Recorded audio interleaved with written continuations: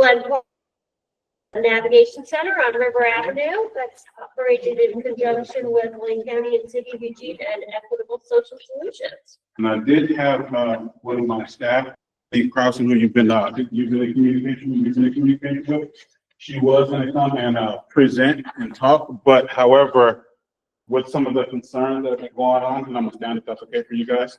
I've been in the office all day, so there's been some concerns. So I want to jump into concerns, not our progress, not what's going well. I want to go into the meat and gritty, the grittiness, the gauntlet thing, and concerns that were brought to our attention a few months back. One of the concerns that was brought back was the loitering, the uptick in individuals that are hanging out, loitering outside of the facility, that some were part of the facility, some were friends of the facility, and others were just other general individuals in the general public. One of the first things we did is I upticked the security. I doubled up the security within the facility to where I wish the principal was still here because it has to do with the kids. I was talking to parents, and one of their biggest concerns was your kids walking to different school. And I'm speaking from the perspective of a parent. I have 20-something-year-olds. I got 19-year-olds, I have a 10-year-old and a 3-year-old that go to school, and they're actively involved in the community. So when you bring it to my attention of these concerns, I'm not hearing it as a service provider, as a social worker. I'm hearing it as a parent, collaborative parent. So we immediately got swift in action. And I don't know if you guys have driven by in the last couple of weeks, but you'll see like a brown little shack that's sitting on that grassy knoll. That's a guard shack that we pay for, that we have a guard in 24 hours a day now. Oh. And they're not just in that guard shack to just be in the shack. They're actually doing hourly patrols.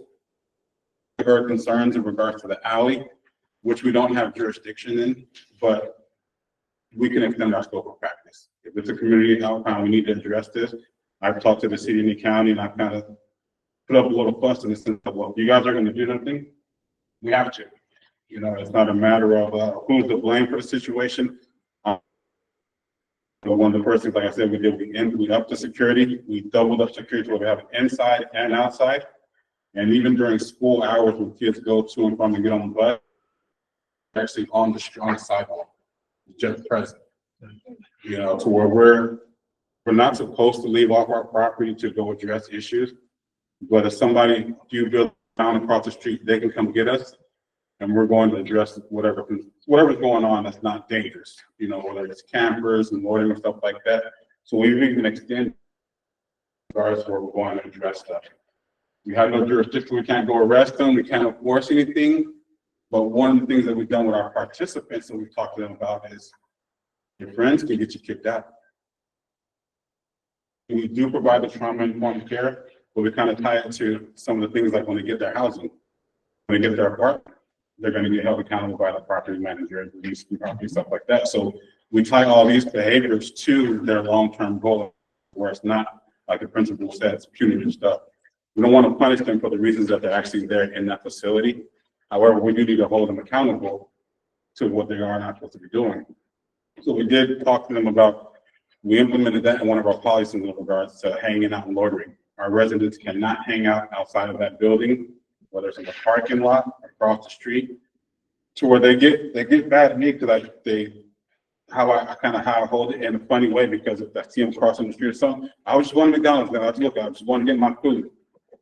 But because of the stigma that comes with it, we kind of have to do that. And that's why I want to be mindful of that. So when somebody's like, oh, I'm just hanging out outside getting some air, smoking a cigarette.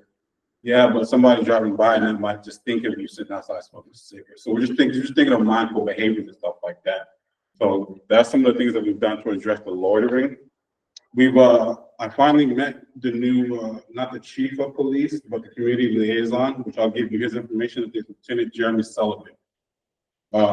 We actually got to meet with him last month. He's the community liaison, so if we ever have community issues like we were having in the past, we were having issues to where when we called PD, they weren't showing up. And I think you guys have all got a taste of that in one way or another, where it's like, hey, I got these people outside this building doing X, Y, Z, can you guys come out? Are there somebody getting shot or stabbed? Well, no, it's okay. You know, it kind of goes into a pecking order. I don't know if you guys saw, like last month, they put up, we had them install this big, tall police guard post in the back of the Riviera Shopping Center completely deterred the loitering in the shopping center and the alley for that couple of weeks.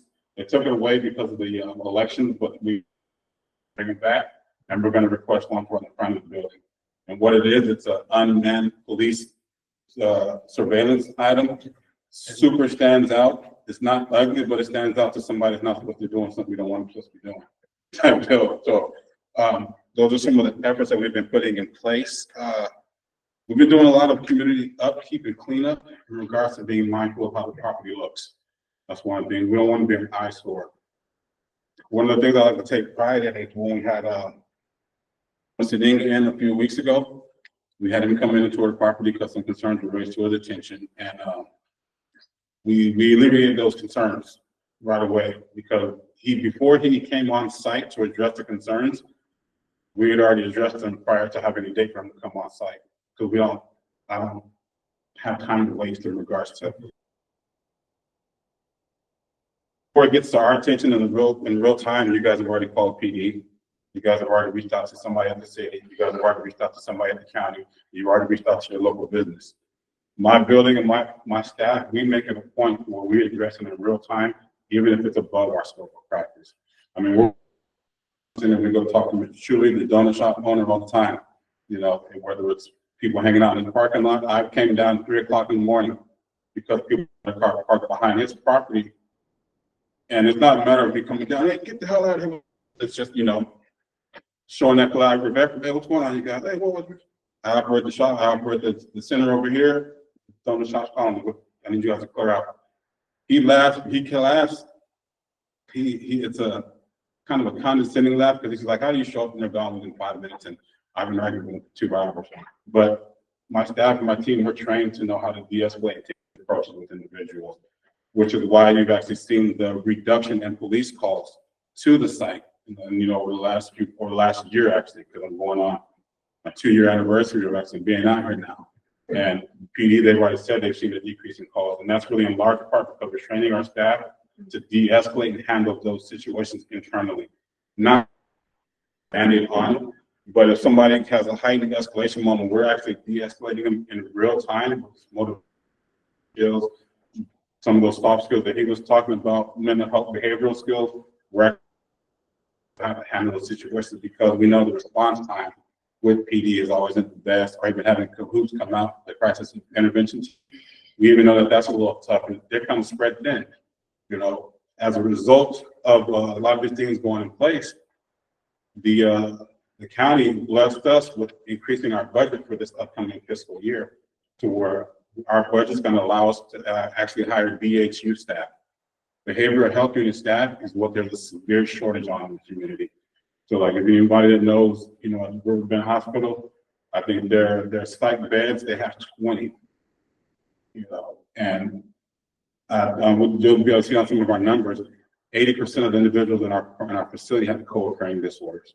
So even outside of our facility, that mental health connection isn't there. But because of some of the efforts we've gone through, we're actually going to be able to hire internally our own QMHP, to a mental health practitioner, and two QMHAs, which are one of the apprentices that work right under them. So what that's going to be able to provide is direct client mental health treatment on the spot in real time, where they're not having to leave the facility to actually get this counseling and treatment session. We're actually doing it online and stuff like that. So that's going to be huge. But that's also going to reduce the amount of utilization of outside resources that are already ramped in and already limited. So I'm super excited about that. And then let's see what else did I have in here. Concerns wise, and then I actually want to open up the floor to go over that you guys can answer them before I go over any kind of updates and stats over the last year or two. What concerns do you guys have? Talk to me. Let me just add a few things. We've got more of the businesses, the local businesses there are coming to the meetings now. Yes. We're meeting once a month. And the fellow across the street with the rental. Like kind of catty corner. He's a great guy. Mm-hmm. You know, he's not sitting there throwing rocks. He's there. How can we solve this? How can we do this stuff? And like these cameras he's talking about putting out there, that really help. But see, in August and September, well, the guy from that one little deli, he can tell you which car sells what. I mean, seriously, it's that obvious. Now, to think that we don't have that and haven't had that kind of activity in our neighborhoods is a little bit naive. Because I've only lived here 32 years. And I've seen it going on for 10, 15 years, not since these questions.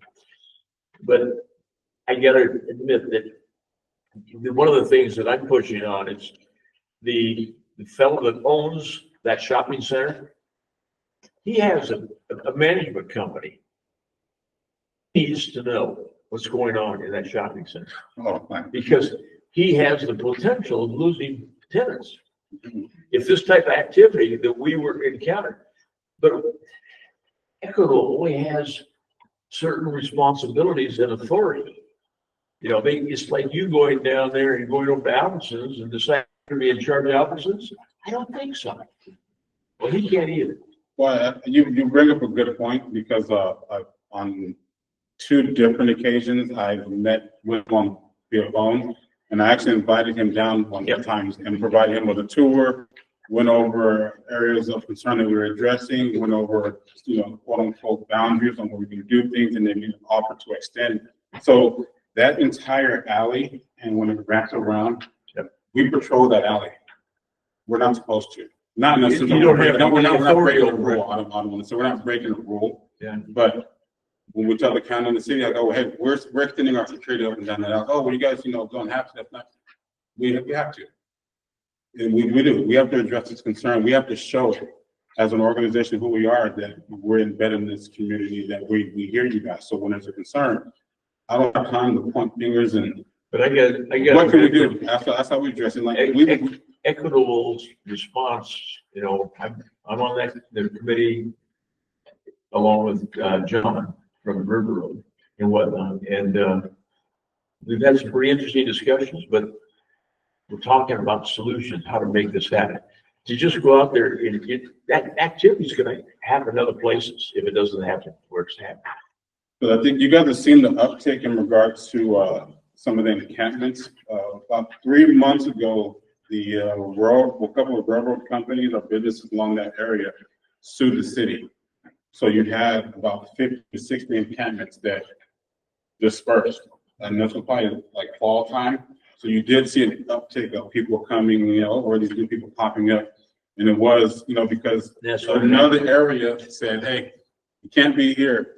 And it's, you know, they got a shoe to another area, which even then it was more like I was sending my team to outreach with them, you know, individuals, hey, you want to bed, you need somewhere to, you know, just, you know, and a lot of them were telling us we got kicked out from the railroad area, we don't know where to go. And then I'd be like, hey, that's fine, but you can't be back here, you know, unless you're open against the services. I can't have you hanging out and loitering and stuff like that. So we've invited him multiple times to the meetings. I think you guys have even reached out. His last solution, and he asked if he can borrow one of our security guards in regards, like an hour a day, we send them over, and I'm like, I need you to be invested in what we're trying to do, because we've walked to the store fronts, and I go talk to the managers. Here's my direct contact information if you have any issues.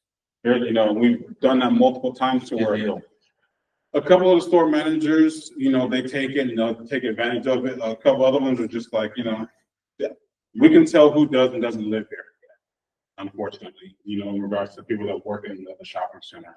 I think, you know, Poker Deli at the end, you know, they don't want to hear nothing we got to say, because unfortunately, if all of that loitering gets cleared out, that's going to affect. That's going to affect what they're doing in regards to the business, because a lot of the loitering and those folks that are doing that stuff frequent that little poker shop or the little at the end. So, you know, we really try to get that shopping center to buy in and, you know, lean on the support we're trying to provide. Some of them have gotten better.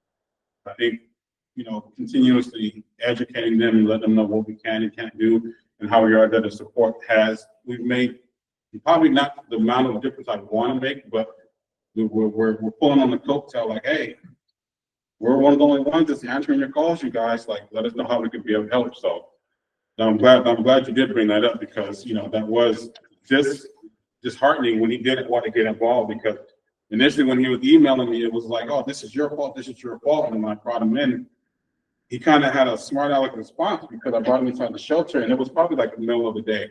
And I said, you know, take a look real quick. And listen, you know, just quiet. This is in a 75 trying to get homeless shelter. We're having individual co-occurring disorders. And it was, his response was, well, how come you can't do that outside? Why are staff sitting in here and not walking outside? And your property. And I just have to pause for it. Like I said, why is it staff that's working inside the building, why aren't they outside walking? I said, because we have security for that. And he's like, well, they should be walking my property too. Well, Okay, now sure. I'm really confused in regards to, like, you know, are we trying to find a solution? Or are you just wanting to point the finger? And, you know, Share that cost. he asked, you know, can we share that? The security company that, so when I first came on to the site, there was a third-party security company, horrible. They weren't responding to things, they walked past issues. I don't hire or bring on staff to collaborate people that walk right over an issue, that look the other way. That's, you know, the final straw with that previous security company was security guard was walking in the work, and I think I was addressing some loitering at that little grassy knoll that used to be popular. And I said, oh, did you see the people hanging outside? Did you? And the response was, oh, I wasn't clocked in yet. Old school. You know, work parts when you get there, like I can adjust the clock and say, hey, I started at 8. I was outside taking care of something. Can you adjust? But the fact that it was like, yeah, problem right there. Okay. Went in and got started and didn't come back out. You know, we brought on another company right away. You know, they're trauma informed care. They know how to de-escalate. And that's what I was getting at, is we connected the across the street guy with the shopping center. We created him with the security company that was willing to give a discounted rate that was actually lower rate than what they were paying the previous security company. But he still didn't want to go forward with it yet. But we're going to keep pushing. We're just going to keep moving. It's a tough egg to crack, but I think it's getting to a point to where the blame can't be continuously pointed out versus, okay, well, what are you doing as a manager of this area? Yes, ma'am. I really appreciate you making the point about it not being about blame, but it is about solutions. Like we need change, we need something, but is there something that you need from community members? Is there something that we can do to help? I know you sent out the letter, the email about community cleanup day. Oh, yeah, yeah. Not to be here, and I really want to be involved. Mhm. Are you planning to do that monthly? Yeah, Or? Haley, the one that put that together, although firecracker, she's gonna get that reoccurring because that's where our passion is, and She's a good lady. And she's more than happy to have you call her, talk to her. yeah, and it's funny because I'm gonna connect Haley and Keely with Mr. Munoz in regards to some of that mentoring shit. Yeah. Because side note, those two staff were younger women. And I think they would be great mentors for some of the high school young ladies. I empower my staff. So like Haley, she's probably 22 or 23. And she's a program manager at a facility like that, doing wonders. We've got interns set up with a Euro goal where we have students come and do internships and stuff there, set up all kind of partnerships with different community providers. So part of the community efforts, I'm going to connect them with them and stuff like that. But yeah, so it's Staff really cares. yeah, we don't. I don't want to say I don't like usually trying to clean house, but after the first start of it, when I took over, essentially that's what they did to take place. We need to bring staff in that were invested and weren't just working for a check. You know, we do pay, I say, a thrivable wage, not a livable wage. So that's part of the contribution to the community, because when the staff, we pay staff quality dollars. So we want quality staff. We don't want staff that are on the cusp of being in that darn facility. that are a check or two away from being there. How can you really help somebody, you know, wholeheartedly if you're neck and neck in that struggle? So, you know, we make sure I'd like to speak to we're paying viable wages with staff. Along those lines, you were talking about hiring qualified mental health specialists. Yes, ma'am. And a thrivable wage, because what we saw back at the public safety forum that we had in May was that the county was launching their own mobile crisis unit. And one of the things that prolonged their launch was trying to find those qualified mental health specialists. Yep. And paying them what they were offering them, I think, was a real deterrent to that. So Yep. have you hired, or are you considering that in your hiring? We're doing both, and that's part of what the struggle has been, is individuals. And so our salary will meet what they're asking and stuff like that. We did, and that was our counter in regards to the struggle that the county was having, and that wasn't part of their okay, we're the only program that's getting this kind of funding to hire that kind of staffing, because they know we're going to do right with if we can get that allotment. And then at the same time, they know that there's been a struggle with the county hiring those type of staff.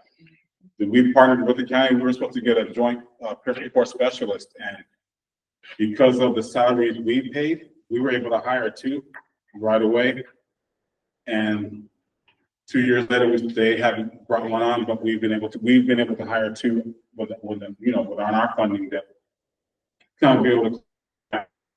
You even speaking to that, I'm glad you're aware of that, because that has been one of the struggles out here with our county side of things, hiring that, which I understand that struggle because funding, it does that, you know, it's limited.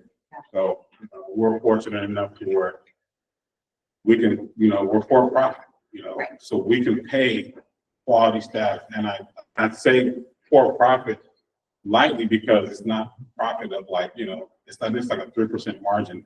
That 3% margin covers just so you, I like to bring this up, that margin of profit covers our corporate checks and balances. So at a lot of nonprofit places, like you can walk in and say, hey, I have a contract, want to sign this contract, man, we'll give you X amount of dollars. You bring me a contract for a service, I have to send that off to them and get the legal team to approve it, the risk analysis team, the lawyer. So, you know, it pays for that corporate strategy, and that's what it does. And it allows it to pay viable wages for our staff. Yes, ma'am. I just want to add to that. My mind is, I worked in the government for 40 years, and to me that was totally survival energy. And to hear you use the terminology of wage, thriving wage compared to surviving wage, is the move out of survive into thrive. 100%. My staff, I think with the shelter, they're 9 hours of work in a day. They're constantly pouring into other people. So you probably can't see it on the outside, but they're constantly redirecting, talking people down, de-escalating. So the least of their words should be their patience. Right. But that's not the mentality of the government. It's not. Yes, hopefully. It's really not. And when we first kicked off, we did ruffle some feathers with that, because, you know, other providers were like, our staff are one thing, you guys are still it's like, people don't want to leave a relationship unless they're not happy there. So if your staff are happy where they're at, they're not going to be online looking at upcoming jobs. That's not like, oh, we're not going into your place of business saying, hey, oh, but you know, when they hear about the benefits and the treatment and just the overall, I mean, you guys come up there, you know, the staff aren't walking around looking grumpy and yelling at folks. They might be getting yelled at, but you know, it takes a certain type of staff to do what we do, and we're getting to that point. We're not all the way there yet. We're coming into year 2 of me completely overseeing the program, and the growth that we've made. We've got increased funding. That increased funding is linked to better meals, increased security, and hiring of quality staff, and hiring of VHU staff, you know, directly. And any extra that we get, we pour it right back into what we're doing for those folks. And they're still able to meet the requirements because their contract requires that they find housing for a certain percentage of their people. Absolutely, yeah, we had And they have to do that in, I wish there was more, but they're doing better than their contract requires. Yeah, so what he's speaking to is, so we have, there's a few contractual obligations in regards to like when the county provides us funding. So it's like 30% of the individuals that you move out of that facility that exit have to go to long-term permanent housing. 50% have to go to more stable housing. And then at some point, there's a 6-month follow-up and a 12-month follow-up that we're to call them and make sure that they are still housed. And we're even, that's a new goal that programs aren't even doing because we don't provide services when you leave the facility. So how well are we setting you up to keep your housing while you're there? How well are we case managing you? Not one of the things I refer to is we're not a soup kitchen. A soup kitchen, you can show up, get a meal, wash your butt, brush your teeth, and you're out the door. We're a program. You come in here and you're going to work this program. We don't have the same type of limitations like the mission, which they do great things. But when you require sobriety, you require other things, you require involvement in different groups. I think that kind of creates barriers. It's not really a low barrier facility. We're a low barrier facility, which you guys were able to see that at that first year, that first 90 days when we kicked off. I wasn't here, but I saw some of the numbers and the intakes that we're getting. We're getting all the individuals that were kicked out of everywhere else, that were banned from all of the facilities, but we worked through it. I don't care who we get. This is what we do. This is who we get. This is who we serve. We worked through it. And what it led to was, tidying up some rules, still being low barrier and treating a harm reduction approach. But an example I can give is we catch an individual with drugs inside the facility. It's not, oh, hey, we caught you with this. You're out of here. Get out. If that happened, we would have a revolving door of individuals. Instead, it's, hey, what are you doing with that on site? You need to get rid of it.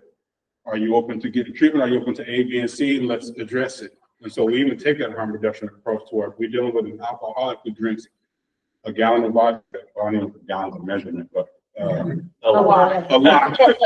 a liter of vodka. Let's say they drink a liter of vodka a day. With that approach, that somebody going cold turkey out that can kill them. Right. Same thing with heroin, methamphetamine, all those type of opioids. So we take that approach of, hey, I know you take a liter, let's try to cut it down to a half a liter. Quarter of that. We try to, wean individuals off, but we're not providing drug and alcohol treatment, but we work towards some of those steps. We try to get them linked to drug and alcohol treatment. We try to get them in that first 1, 2, 3 steps of change, so when they get to that 3rd and 4th step, they're open to treatment. Fine, what you guys got? Oh, we can go to Laurel Hill, you can go to such and such, and these different type of AA. It's a vulnerable population that we're working with, but I definitely think we're making strides in the direction, but we're still focused on getting better. Yes, ma'am. So I'm guessing you have no follow-up services for people who do get into housing. So that's one of the cool things about that 6-month and that 12-month follow-up is, let's say we do call them in there in that 6-month mark and they're like, oh, I'm struggling with this, I'm struggling with. Right, but 6 months, a whole lot can happen. A whole lot can happen. So we're one of the only programs that's actually doing this trial goal that the county's asked us to do. One of the benefits of it is we did the last time we did our 6-month check, we found an individual who's close to eviction. And we were able to get their rent paid because we operate the all-in program that Kate spoke about last month. So I'm on a board with Kate and we provide that all-in rapid rehousing. So we're able to actually refer that individual. It's a matter of some of those individuals that move out. And I think this is what we're actually learning, that it takes more efforts than just while they're in your facility. It's tough to keep those individuals housed. We go over so many behaviors and structural settings in that facility that the moment they leave those doors into their own setting, it's how well do we get them prepared to keep their housing? And so that's my point. I'm in Peace Village Oh, And there's a whole lot of agencies that Mhm. got people into housing. and they do But this. that's it. I mean, that's their goal, get them into housing. But the second step is helping them be successful. Mhm. Because they learn a lot. I'm sure they learn a lot from you. But if they've never been in that environment, don't know how to be in that environment, a 6 month call, a whole lot can happen. A whole lot right can there. happen. No, And there's no funding. I'm having a really hard time finding funding because we're like a new model that Mhm. doesn't fit in any of the old funding models. one of the things that my hope for with some of these results, because we're talking about the county, we're telling them some of those struggles. It's like, hey, yes, we're following up at 6 months, yes, we're following up at 12 months, but what about month 3? What Right. about month 2? Because month 2, for me, honestly, I think is the hardest when they get, because a good example I can give real quick is you have an individual that's been in the shelter for 6 months, let's say. They've been homeless for 5 years, been in the shelter for 6 months, so they've gotten some of these behavioral and structural settings down. So now they get their apartment, we pay their deposit, we pay the first month's rent. We even got them a moving kit, some blankets, some sheets, a bed. So it's like, oh man, they're set, right? To a certain extent. They get this apartment, they got 4 walls and it's quiet. Yeah. Now they're going stir crazy. Yeah. Now what do I do? Okay. Now I'm gonna call that buddy that I know that's always wanting to hang out. Okay, I got Yeah. So that is already kind of hard to step in. We put a lot of effort in kind of setting them up for success. We're not supposed to provide follow-up care, but some of our clients know that they can call us when the hell they need to, excuse my language. But we have clients that you call us whenever you need to, if something's going on. We have one person that's one of our success stories, that one of the only shelters that she was able to stay in because of some of her trauma, to the point to where now we are her support system to keeping her housed. And she's not even in our program. And I tell the county this, like, hey, we're going to continue she's going to be able to come back here anytime and be able to sit with my staff and schedule a meeting, if that's what's going to help her keep her housing. We've already helped her not get evicted twice, just by providing somewhere for her to come, talk to staff, get talked down, come up with a care plan and, a safety plan in actuality, and, it's what we do. And so hopefully some of these results and the feedback we're providing with the county will open up some of those venues and of avenues to provide that. Yeah, I'm trying to talk to some of those people.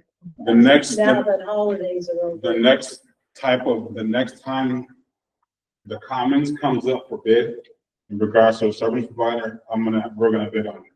We've done permanent supportive housing. And permanent supportive housing is some of like these housing sites that she's speaking to that they get into, that they're supposed to get ongoing case management, Yeah. but it's not taking place. And I'm not even speaking to any particular provider, but I've just seen it too many times that they'll get somebody housed. I met my outcome. Yeah. I'm good. Yeah. It's disheartening if I see somebody coming back to those doors a year later. Yeah. We're wasting dollars, with creative recidivism. So if somebody comes to us off the streets, they get housed, they lose their housing, they come back again. We're wasting dollars. That's recidivism. We're wasting dollars. We're gonna help that individual, but if we're seeing this cycle, what are we doing to break that cycle? And that kind of goes into letting individuals stay at our program longer to get more stable, setting them up with ongoing caregivers, setting them up with their groups, their reoccurring groups, and not even just getting them linked to, AA groups. While they're there, we're setting up their AA groups for the next 6 months. So that when they have a bus pass, they know their route and how to get there, so they continue it afterwards. Because like you spoke to, once they leave in their house, it's tough. Yeah. Because we don't have the capacity to stay with them. We're not supposed to, but some of these people work hard, we're trying to. And many of the people on the street today, because I used community supported shelters and interviewed people to come into the community, they were born on the street. Yeah. So where have they been taught financial responsibility and meeting, No, that's a good point you bring up, because I've had individuals who will come to the program to get stabilized, and it's like, okay, I got my Social Security now, I'm probably gonna get like $1,200 a month, man. All right, you're in a good position. Let's find you a 1-bedroom or a room to rent. And it's like, I gotta pay how much? I don't Yeah. You know, and keep that $1,000+ and that kind of goes into the cost of living too. Yeah. The affordable housing, because if they've been living with $0 for X amount of time on the streets, living on the streets for $1,000 a month is gonna be like, man, you know, I'm rich, I'm good. I can get a hotel a couple of nights a week. Other nights I live, or if it gets too cold or too rainy, I get a hotel, I'm good. That's the good life in the streets. And so just even being aware of that, I think, you know, kind of helps. So even with those individuals, it's how many months can I pay of your rent? Incentive, hey, we'll be able to pay up to 2 months. Right. I mean, let's get you a roommate. Now that $800 a month you're thinking of paying, you split, now it's gonna be $400. Okay, that's a little bit more doable. Okay, then what about your food stamps? Make sure you're linked to this and you're. So just even having staff that are trained to be able to have those type of conversations, because yeah, it's. Those are the social skills that he was also talking about, the skills to be. Yeah, we've hired some of this generation, and I've had staff say, you know, I want to work remote. It's a shelter. I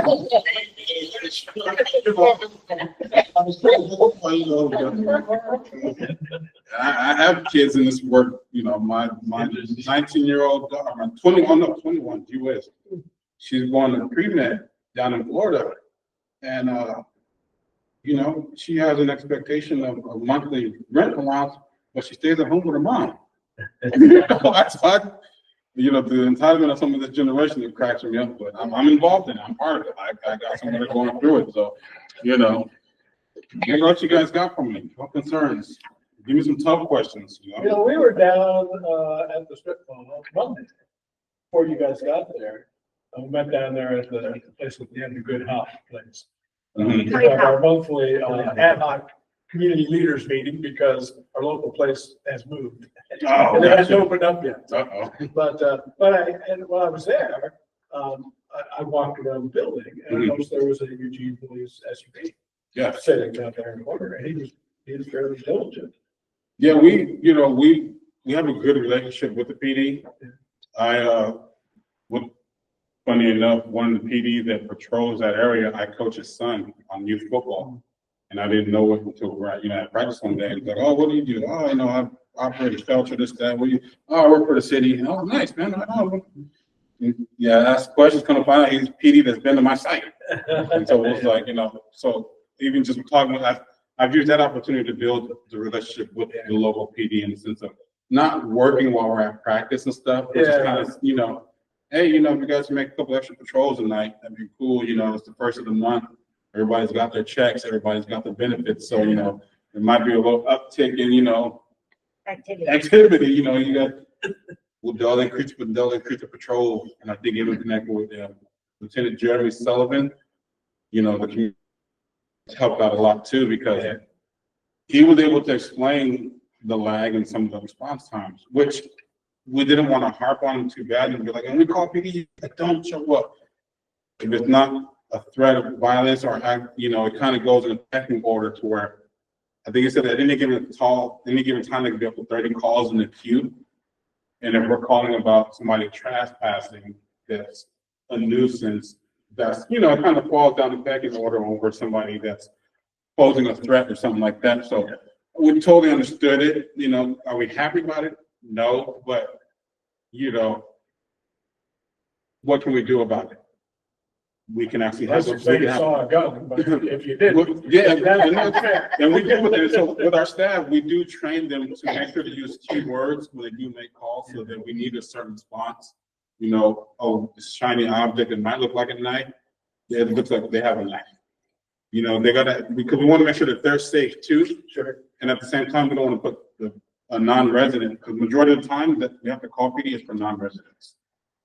You know, this is the majority, like 90% of the time it's non-residents, to the point to where a resident that gets exited from our site, our property, they know that they cannot hang around the property or they'll get trespassed. If they get trespassed, that'll kind of mess up the chances for them getting back into the facility and learn the date.